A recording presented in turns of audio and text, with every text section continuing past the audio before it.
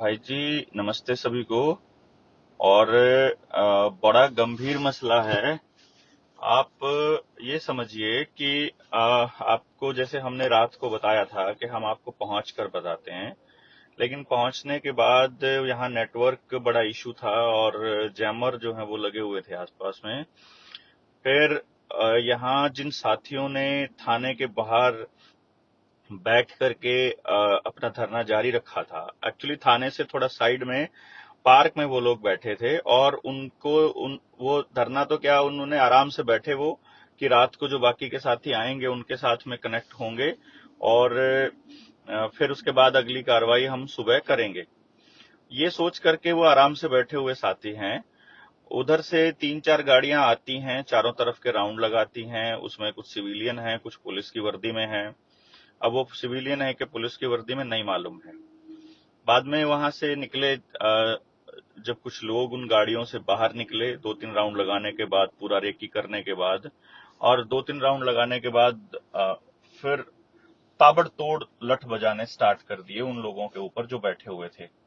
तो तितर बितर होकर के कोई किधर जाने लगा और उसके बाद में फिर हमारे कुछ साथियों को और उठा लिया गया। इसमें 6 साथी हैं जिनका अभी तक मालूम पड़ा है, जो पूरा कंफर्म हुआ है, जिनको रात को फिर से उठा करके लेकर के गए हैं। अब उनके ऊपर वो कौन सी धाराएं लगाते हैं, ये तो समय के मतलब पास इसका जवाब है। अभी 7 बजने वाले हैं और 9 बजे तक हम लोग थाने में पहुंचेंगे, क्योंकि 9 बजे उन्होंने पहले कहा था कि आप लोग 9 बजे आइए। तो हमने कहा कोई बात नहीं, अपने साथियों ने कहा कि हमारे और साथी आ रहे हैं और हम बात कर लेते हैं। फिर हम जब थाने के पास वहां पहुंचे, हमें इस बात का मालूम नहीं था कि ऐसा कुछ हो गया है। तो जैसे ही हम थाने की गली में घुसे तो हमारे साथियों का फोन आया कि ऐसे ऐसे करके हमारे ऊपर ताबड़तोड़ लठ बजाने स्टार्ट कर दिए। वहां अभी क्या है कि जब वहां पहुंचे तो देखा हमने बहुत से लोग पुलिस की वर्दी में और सिविल वर्दी में बहुत मोटे मोटे लठ लेके खड़े हुए हैं। हमारी गाड़ी उन्होंने रुकवाई, हमसे पूछा हाँ जी कहाँ जा रहे हो, मैंने कहा थाने में जा रहे हैं। क्या बात है, मैं कहा कुछ साथियों को उठा लिया आप लोगों ने, हमारे साथियों को, और साथी भी आ रहे हैं, बाकी कल को और साथी पहुंचेंगे, हरियाणा से और लोग पहुंचेंगे, आसपास के लोग पहुंचेंगे। तो उन्होंने हमारे को कुछ नहीं कहा कि ठीक है आप जाइए। वापस हम जो बाकी बचे थे साथी उनसे मिले, उनसे मिलकर के उनको सुरक्षित जगह पहुंचाया और उसके बाद अभी सुबह 9 बजे हम लोग वहां पहुंचेंगे। तो मेरी गुजारिश है आप लोगों से कि आपको ये करना होगा कि कॉल का इंतजार करना होगा। ये होटल में हम लोग हैं और जो साथी चल सकते हैं, जो आ सकते हैं, वो चल पड़िए। आपके पास ऑप्शन नहीं है। जिनके लिए चलना मुमकिन नहीं है, क्योंकि राजनीतिक समय चला हुआ है, लोग अपना खेतों में तो खैर काम हो गया है, लेकिन लोग पॉलिटिक्स के खेतों में अभी हैं कि शायद उनको कोई फसल जो है वो काटनी बाकी रह गई है, तो उसके लिए वो अभी टाइम लगा रहे हैं और असली चीजों से ध्यान कहीं मुखर है। तो आप लोग यदि वहां से चल सकते हैं तो आप चलिए होटल थाने की तरफ, और नहीं चल सकते हैं तो किसी को भेजिए। यहाँ अगर किसी चीज की जरूरत पड़ेगी, अगला जो नंबर है वो हम लोगों का है जब हम 9 बजे वहां जाएंगे। तो आपको कोई अपडेट अगर नहीं मिलता है तो समझ लीजिएगा, आपने कल देखा होगा पुलिस वहीं बैठ खड़ी है, वो मुंह बांध कर आते हैं और हमारे लोगों पर सरिये से वार करना शुरू कर देते हैं। जबकि एफआईआर में उन्होंने क्या लिखा है कि हमने हमला किया पुलिस के ऊपर, मतलब अपने साथियों ने जिनको गिरफ्तार किया है।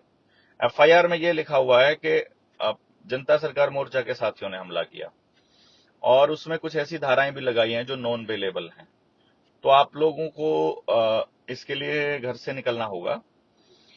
बाकी हम लोग जा रहे हैं, वो हमको गिरफ्तार करते हैं, वो वहां हमारे ऊपर भी दोबारा से लाठी चार्ज करते हैं, उसके लिए भी कोई दिक्कत नहीं है, देखते हैं क्या होता है।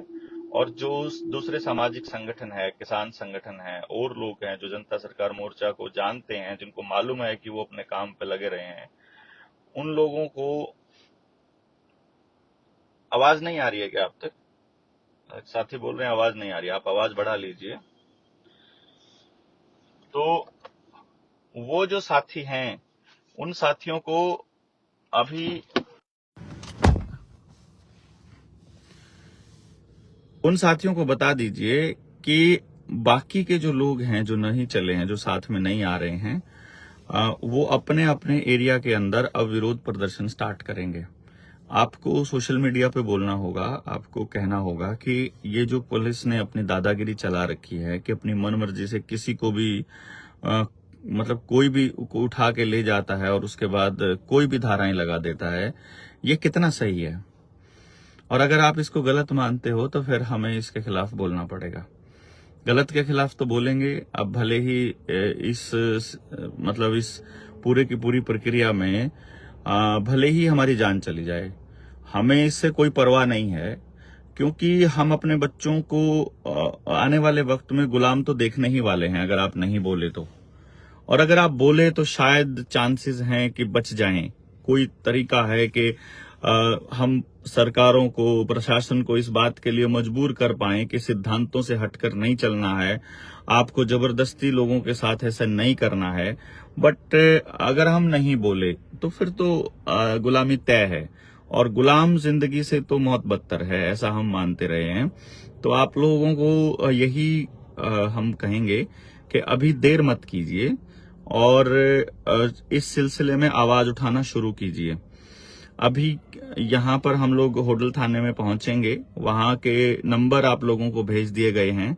आप को कल भी हम लोगों ने ड्यूटी लगाई थी कि जो लोग बाहर बैठे हैं, विदेशों में बैठे हैं, या जो दूसरे राज्यों से हैं, कोई मध्य प्रदेश से है, कोई राजस्थान से है, कोई उड़ीसा से है, तो वो साथी मेल भेजना शुरू करें। जो एसपी है, डीएसपी है, आईजी है, उनकी मेल आईडी निकाल करके होडल की, HODAL, पलवल जिला आता है, पलवल जिले का जो एसपी है PALWAL, तो पलवल जिले के एसपी को मेल करिए, उनको मैसेज कीजिए, बताइए, उनको वीडियो का लिंक भेजिए, लिंक उसके अंदर, मेल के अंदर, और नंबर आपको दिया गया है, आप उनको कॉल कीजिए। क्योंकि यहाँ जो सेटिंग लग रही है वो एसपी के साथ लग रही है, खूब पैसा खिलाया गया है दबा के, और पुलिस जो है वो दबा के उनका साथ दे रही है, ना सच सुनने के लिए तैयार है, ना ही उनको सच से कोई मतलब है।